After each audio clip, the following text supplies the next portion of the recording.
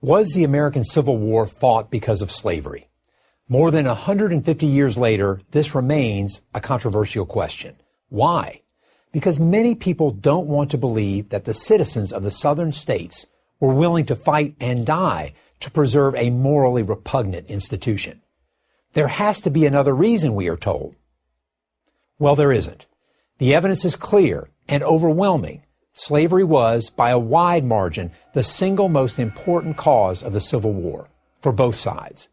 Before the presidential election of 1860, a South Carolina newspaper warned that the issue before the country was the extinction of slavery and called on all who were not prepared to surrender the institution to act. Shortly after Abraham Lincoln's victory, they did. The secession documents of every Southern state made clear, crystal clear, that they were leaving the Union in order to protect their peculiar institution of slavery, a phrase that at the time meant the thing special to them. The vote to secede was 169-0 in South Carolina, 166-7 in Texas, 84-15 in Mississippi. In no Southern state was the vote close. Alexander Stephens of Georgia, the Confederacy's vice president, clearly articulated the views of the South in March 1861. Our new government, he said, was founded on slavery. Its foundations are laid. Its cornerstone rests upon the great truth that the Negro is not equal to the white man, that slavery, submission to the superior race, is his natural and normal condition. Yet despite the evidence, many continue to argue that other factors superseded slavery as the cause of the Civil War. Some argue that the South only wanted to protect states' rights. But this raises an obvious question. The states' rights to what? Wasn't it to maintain and spread slavery? Moreover, states' rights was not an exclusive Southern issue. All the states, North and South, sought to protect their rights. Sometimes they petitioned the federal government. Sometimes they quarreled with each other. In fact, Mississippians complained that New York had too strong a concept of states' rights because it would not allow Delta planters to bring their slaves to Manhattan.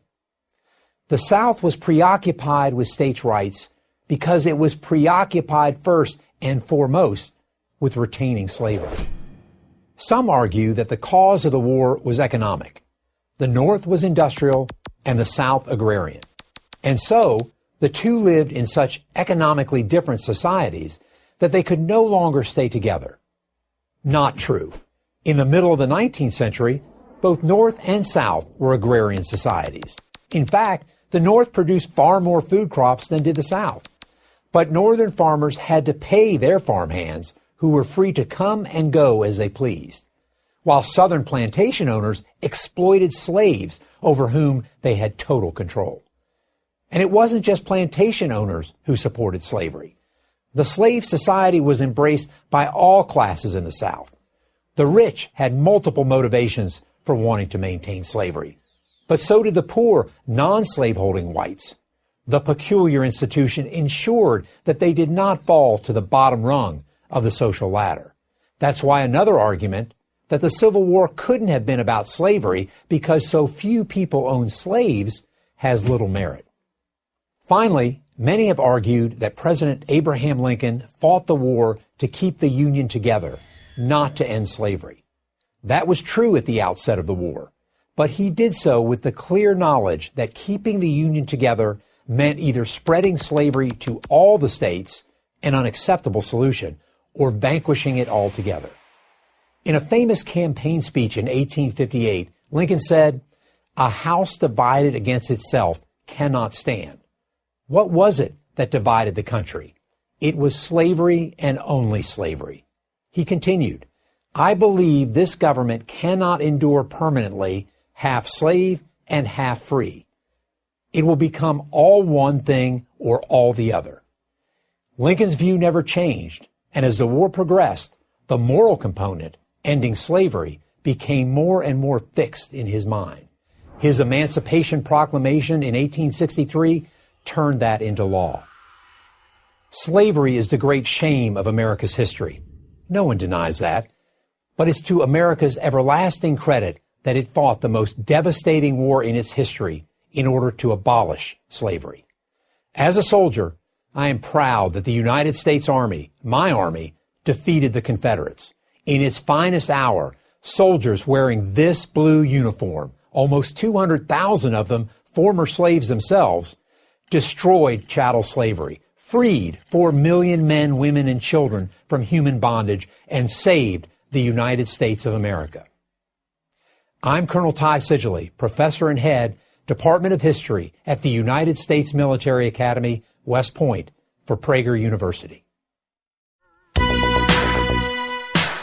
Stay tuned in. The next episode will begin soon. You have just heard another great and powerful message for our Black community.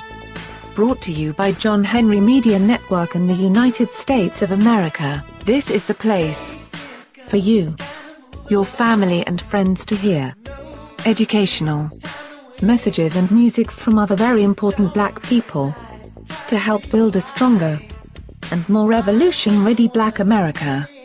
Your message will awaken another sleeping giant. So, contact us today at jahu.enterprises@yahoo.com. I say again, that's jahu.enterprises@yahoo.com. Get your music or message heard by millions for another generous donation today. The sun is shining.